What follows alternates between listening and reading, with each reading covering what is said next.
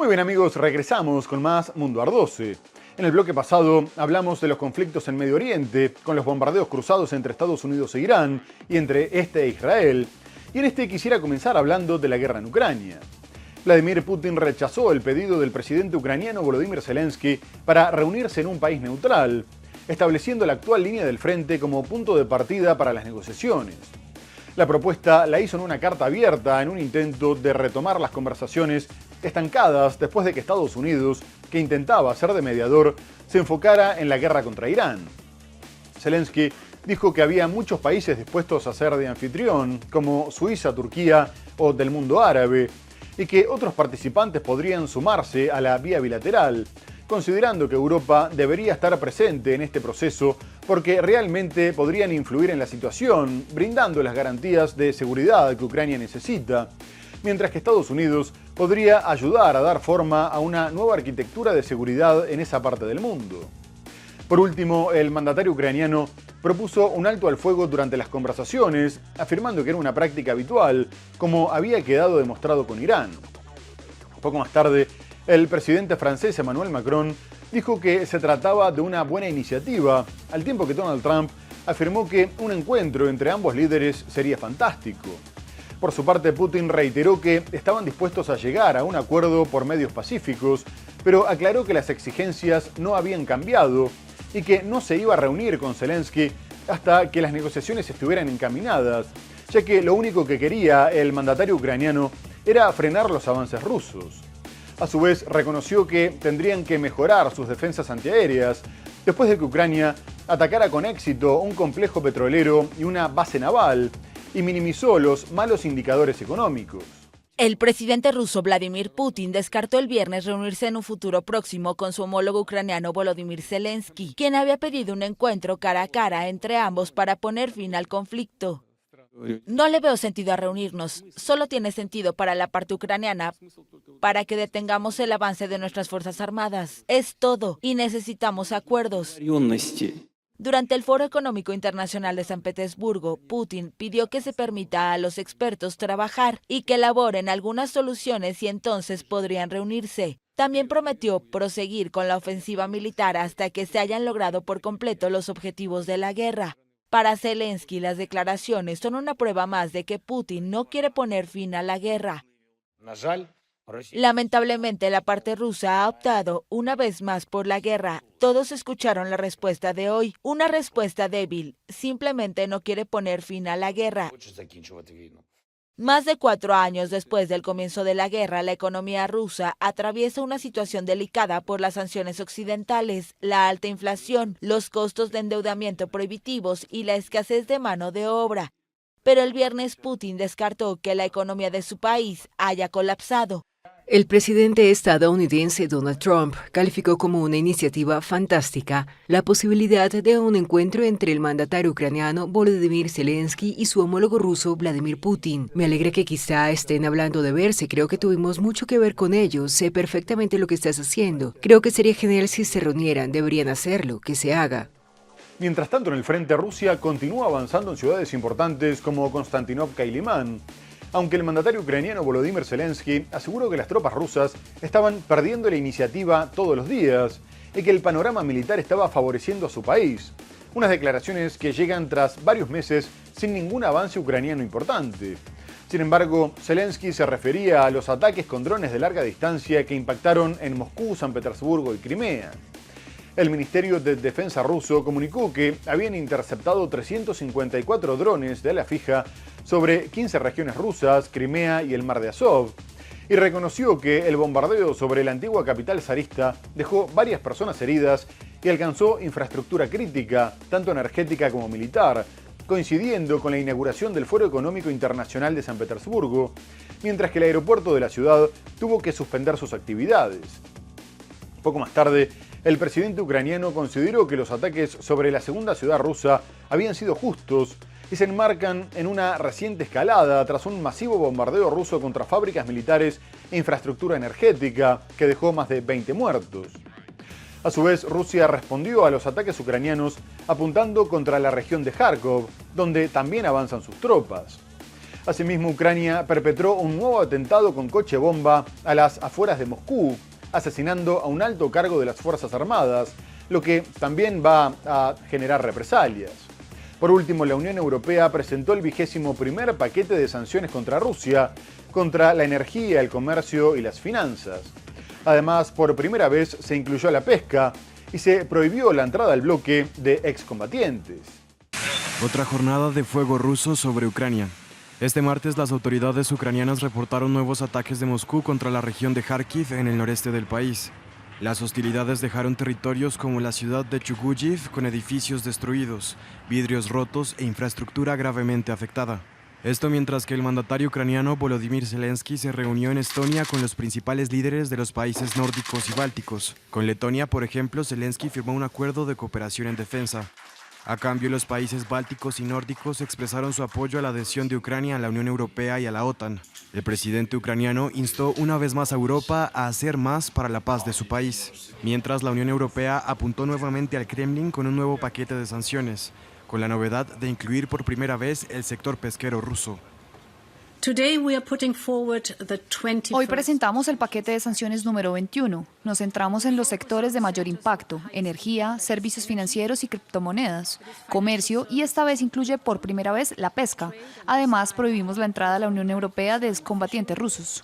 En Balashikha, cerca de Moscú, en un barrio para familias de militares, una persona ha fallecido tras la explosión de un coche. Los testigos sacaron al conductor del vehículo, pero no pudieron salvarle la vida. Actualmente se está determinando la identidad del fallecido. Los investigadores están trabajando en el lugar de la explosión. Según diversos informes de los medios de comunicación, el artefacto explosivo fue colocado en el asiento trasero del coche o en la carretera. Su potencia se estima entre los 400 o 500 gramos de equivalente de TNT. Por otra parte, Rusia sufrió una dura derrota en Armenia al ver cómo su aliado histórico confirmaba su acercamiento a la Unión Europea y a Estados Unidos con la victoria del mandatario Nikol Pashinyan en las elecciones parlamentarias. El primer ministro ha venido promoviendo un alejamiento de Moscú al sentirse traicionado por la falta de apoyo recibido en la guerra contra Azerbaiyán, en la que perdió Nagorno-Karabaj, y ahora pretende que su país sea apadrinado por Occidente. Su postura se puso a prueba en los comicios y terminó siendo respaldada con casi el 50% de los votos, muy por encima del candidato ruso-armenio Sanbel Karapetyan, que se quedó con el 23%. Pashinyan también necesitaba el voto de confianza para firmar un acuerdo de paz con Azerbaiyán y normalizar las relaciones con Turquía. Y tras la victoria comunicó que, si bien iba a continuar acercándose a Occidente, ya que la Unión Europea era el principal socio del país, pretendía seguir participando en la Unión Económica Eurasiática, aunque Vladimir Putin ya le advirtió que tendría que elegir uno de estos bloques, porque no podría pertenecer a ambos. Mientras que el presidente de la Duma, Vyacheslav Volodin, lamentó la pérdida de identidad de su aliado, igual que como había sucedido en Ucrania, y acusó al mandatario armenio de llevar a su país al abismo. A su vez, el Kremlin aseguró que la oposición había sufrido presiones y denunció la injerencia de Bruselas en el proceso electoral, mientras que la alta representante de la Unión Europea para la Política Exterior, Kaja Kallas, destacó que, a pesar de que Moscú había intentado influir en la elección, los armenios habían votado por un futuro europeo. El partido del primer ministro de Armenia, Nikol Pashinyan, ganó las elecciones legislativas según los primeros resultados publicados el lunes que consolidan el giro de este país del Cáucaso hacia Occidente, pese a las amenazas de Rusia. Con trato civil, el partido de Pashinyan obtuvo el 49,8% de los votos en las elecciones del domingo, con una amplia ventaja sobre la alianza Armenia Fuerte del multimillonario ruso-armenio Sanbel Karapetyan, que logró el 23,3%. En los últimos años, el jefe de gobierno ha intentado reducir la dependencia de la ex República Soviética con respecto a Moscú, al tiempo que estrechaba sus vínculos con la Unión Europea y Estados Unidos.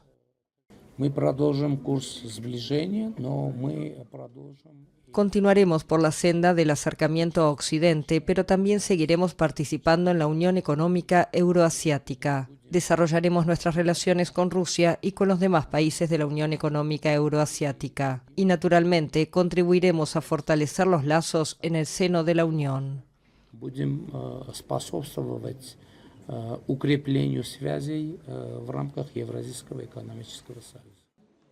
El El Parlamento se completará con otras dos fuerzas de la oposición, la Alianza Armenia del expresidente Robert Kocharyan y el partido Armenia Próspera. Rusia, acusada de injerencia en la votación, denunció el lunes las presiones sobre la oposición y la injerencia de la Unión Europea en estas elecciones. Y en otro orden, el gobierno de Gustavo Petro decidió dar marcha atrás con su iniciativa de convocar una asamblea constituyente para reformar la Constitución, lo que les permitiría destrabar proyectos bloqueados en el Congreso, como la reforma de salud, de trabajo y de pensiones. El Ejecutivo consideró que la propuesta ya no era conveniente en el escenario actual, después de que el candidato izquierdista Iván Cepeda quedara segundo en la primera vuelta de las presidenciales, 3 puntos por detrás del candidato de extrema derecha Abelardo de la Espriella, y se comunicó que se iban a centrar en encarar el balotaje de la mejor manera. La Asamblea Constituyente había sido una de las principales críticas a Cepeda, y Petro destacó la importancia de unir fuerzas en un momento en el que se había abierto la puerta al regreso de los métodos del fascismo violento. Mientras tanto, después de que Donald Trump manifestara su apoyo a de la Espriella, Petro acusó a Estados Unidos de aliarse con genocidas y narcotraficantes y agregó que lamentaba que figuras y gobiernos que querían luchar contra el narcotráfico estaban ayudando a que esos criminales llegaran al poder político en Colombia. Pero Petro también condenó la supuesta injerencia de Israel, denunciando que estaba enviando dinero para comprar votos a favor del candidato derechista. El presidente dijo que el genocida de bebés de Gaza, Benjamin Netanyahu, buscaba instalar un gobierno que defendiera a los genocidas, lo que estaba probado por grabaciones verificadas. Por último, la justicia ordenó que la campaña de la Espriella dejara de usar la camiseta de la selección de Colombia como símbolo de su partido. El presidente colombiano Gustavo Petro acusó el jueves a Estados Unidos de respaldar en Colombia a sectores vinculados con el narcotráfico, tras el apoyo expresado por Donald Trump al candidato de derecha Abelardo de la Espriella de cara al balotaje presidencial del 21 de junio. Durante una entrevista con AFP en la Casa de Nariño, Petro cuestionó a los aliados de Washington en el país y afirmó que representan una continuidad de estructuras ligadas al paramilitarismo. Sus aliados en Colombia vienen de la gobernanza narco-paramilitar. Son genocidas y narcotraficantes. Y yo lo probé 10 años en el Congreso. El mandatario lamentó el respaldo de Trump a de la Espriella, vencedor de la primera vuelta electoral y favorito en las encuestas. El abogado de 47 años ha construido su fortuna tras años de representar a figuras como paramilitares narcotraficantes, estafadores y estrellas de fútbol. Petro lamentó que gobiernos que aseguran combatir el narcotráfico respalden a sectores ligados a ese fenómeno en Colombia. Lamento que figuras y gobiernos que quieran luchar contra el narcotráfico están ayudando a precisamente llevar al poder político en Colombia el crimen, a los herederos de la gobernanza narco-paramilitar. Pero el que sepa historia de Colombia sabrá a qué me refiero. El mandatario también denunció lo que considera una creciente injerencia política de Washington en la región y criticó una visión ideológica que, a su juicio, profundiza las divisiones internacionales en lugar de buscar objetivos comunes. Y ahora vamos a ir a Perú, porque la paridad en la segunda vuelta de las elecciones volvió a aumentar la tensión, dado que con el 90% de las mesas escrutadas, la diferencia a favor de la derechista Keiko Fujimori era de menos de un punto porcentual sobre el izquierdista Roberto Sánchez, y al igual que en la primera vuelta, en la que Sánchez se metió en el balotaje a último momento, la tendencia se revirtió poco después, a medida que iban llegando los votos del campo, que van mayoritariamente para la izquierda, aunque la cercanía de ambos candidatos hizo que las autoridades electorales advirtieran que podrían demorarse hasta 2 semanas en confirmar el resultado final, teniendo en cuenta que la diferencia era de solo 23.000 votos y faltaban contabilizar los sufragios del exterior, que favorecerían a Fujimori, mientras que había más de 1.500 actas bajo observación por irregularidades. En este contexto, Sánchez se dirigió a sus seguidores con un tono triunfalista, afirmando que el proceso era una recuperación de la democracia, ya que habían vencido los que llegaron para restablecer el gobierno del pueblo, acabando con el pacto mafioso que se había apropiado de las instituciones. No obstante, más tarde reconoció que los resultados reflejaban un empate técnico y que todavía nadie podía reclamar la victoria, mientras que Fujimori dijo que sería irresponsable hacerlo antes de un resultado definitivo y se comprometió a reconocer el voto popular. Y el mandatario colombiano Gustavo Petro fue el primero en reaccionar, incluso antes de que finalizara el conteo, celebrando que la izquierda haya ganado la presidencia derrotando a la extrema derecha y anticipó que restablecería completamente las relaciones diplomáticas. A 2 días del balotaje, el izquierdista Roberto Sánchez mantiene una ventaja mínima sobre la derechista Keiko Fujimori, mientras el escrutinio avanza lentamente y las autoridades advierten que el resultado oficial podría tardar 2 semanas o más. Con el 96% de las actas contabilizadas, Sánchez obtiene el 50,05% de los votos frente al 49,94% de Fujimori, una diferencia de apenas 20.000 sufragios entre más de 20 millones de electores convocados a las urnas. La Oficina Nacional de Procesos Electorales estima que el conteo podría extenderse hasta finales de junio debido a las observaciones sobre las actas y a la revisión de documentos impugnados que representan unos 450.000 votos. También faltan por llegar resultados del extranjero y de zonas rurales del país. La incertidumbre recuerda a la elección de 2021 cuando el resultado definitivo entre Pedro Castillo y Keiko Fujimori se conoció 6 semanas después de la votación. En aquella ocasión Castillo se impuso por un estrecho margen de apenas 0,25 puntos porcentuales. Mientras Fujimori pide prudencia y descarta proclamar un vencedor anticipadamente, el partido de Sánchez asegura que respetará el resultado final. Quien resulte ganador asumirá la presidencia el 28 de julio para un mandato de 5 años. A través de sus redes sociales, el mandatario colombiano escribió: el progresista acaba de ganar la presidencia del Perú y ha derrotado la fuerza más de extrema derecha de ese país, la que representan a la familia Fujimori. Con ese mensaje no solo celebró una supuesta victoria de Sánchez, sino que también dio por cerrada una contienda que seguía abierta. Y a la polarización y la tensión política se sumó la polémica por la decisión de la justicia peruana de ordenar enviar a juicio al candidato izquierdista Roberto Sánchez 48 horas antes del balotaje por presunta declaración falsa en el financiamiento de su partido hace 6 años, en lo que fue calificado como un intento de influir en las elecciones afectando su imagen.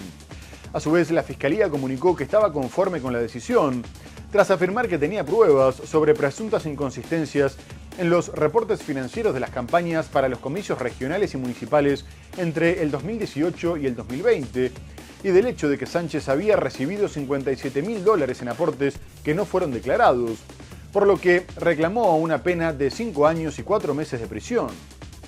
Por su parte, el izquierdista denunció que estaban intentando instalar una mentira para desacreditarlo políticamente, recordando que el caso había sido archivado el año pasado después de que un tribunal considerara que no había pruebas para llevarlo a juicio por fraude, y sin embargo, la Fiscalía lo había vuelto a impulsar después de que se confirmara que competiría en el balotaje, y tras una decisión de la justicia que duró solo 15 minutos. Además, aseguró que cuando crecía una candidatura, aparecían quienes querían frenar lo que no podían derrotar democráticamente, pero que el pueblo tendría la última palabra.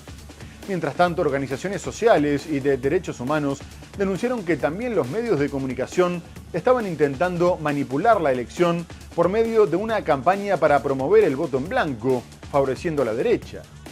A 2 días del balotaje presidencial, la justicia de Perú decidió el viernes enviar a juicio al candidato izquierdista Roberto Sánchez por presunta declaración falsa en el financiamiento de su partido hace unos 6 años. Ello tras una audiencia virtual de 2 días. La Fiscalía peruana, que pidió una pena de 5 años y 4 meses, expresó estar conforme con la resolución.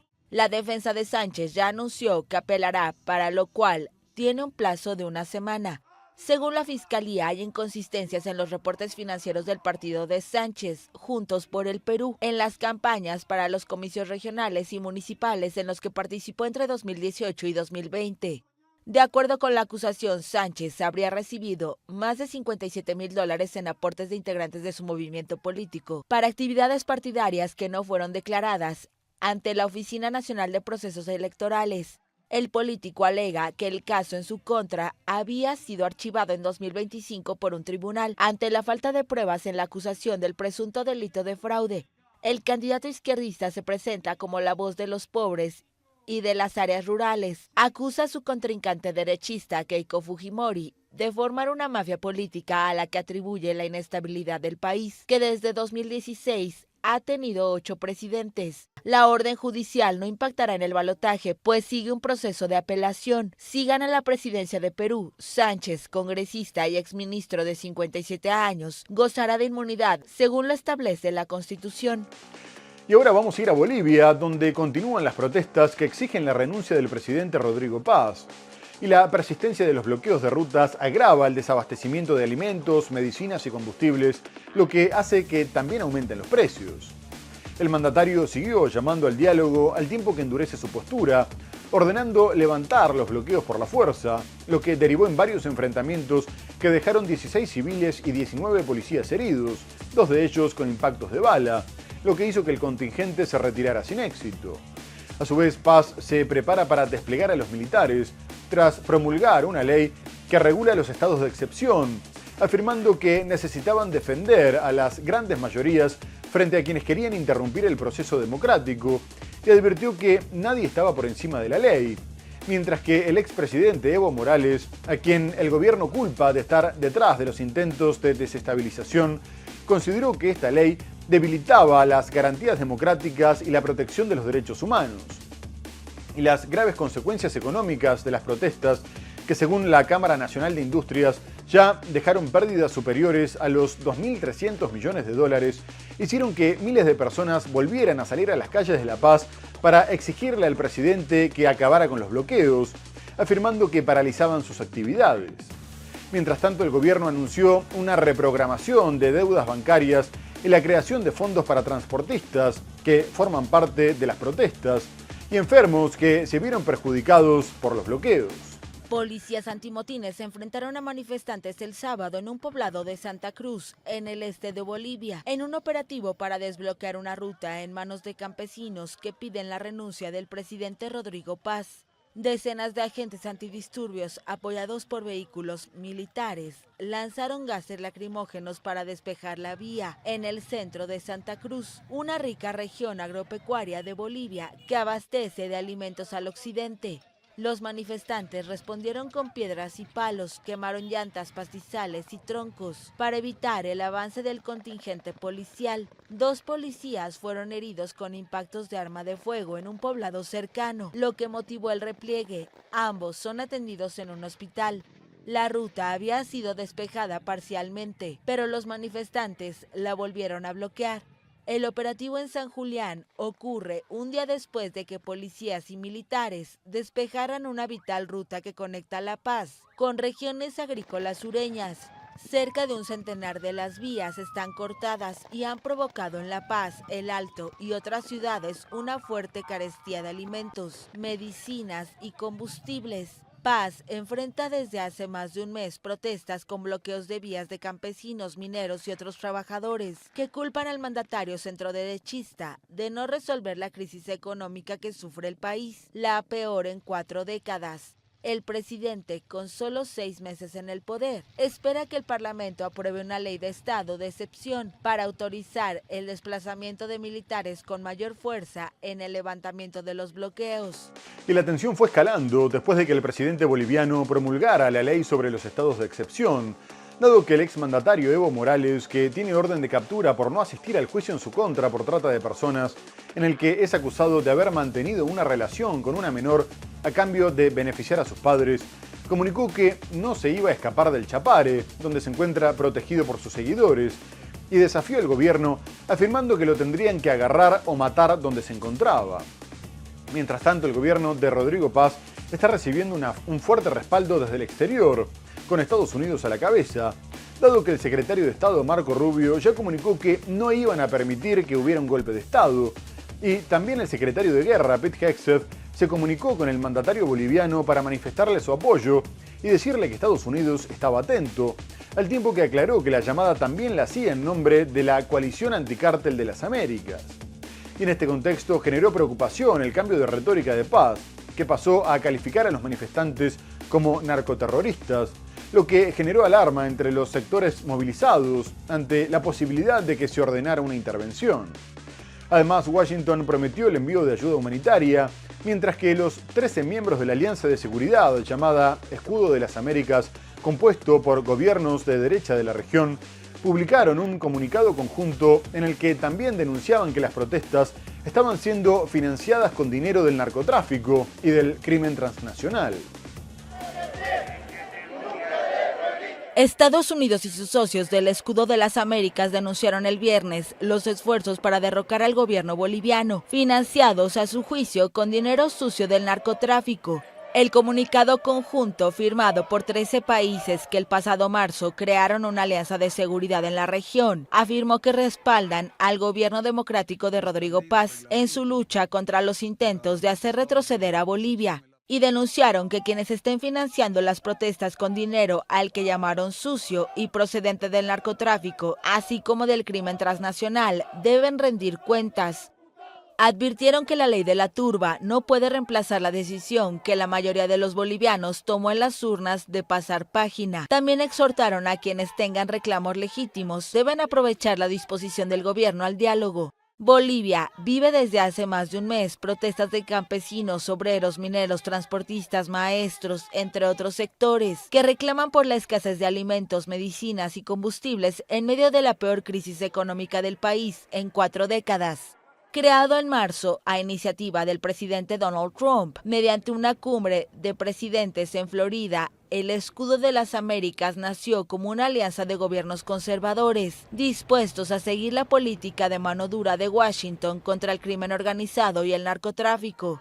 Este es el segundo comunicado conjunto en 2 semanas firmado por los miembros de la alianza. Además de Estados Unidos y Bolivia, lo rubrican Argentina, Chile, Costa Rica, República Dominicana, Ecuador, El Salvador, Guyana, Honduras, Panamá, Paraguay y Trinidad y Tobago.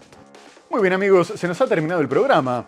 Hemos hablado de los conflictos en Medio Oriente, con la interrupción de las negociaciones de paz y los ataques cruzados entre Estados Unidos e Irán y entre este e Israel.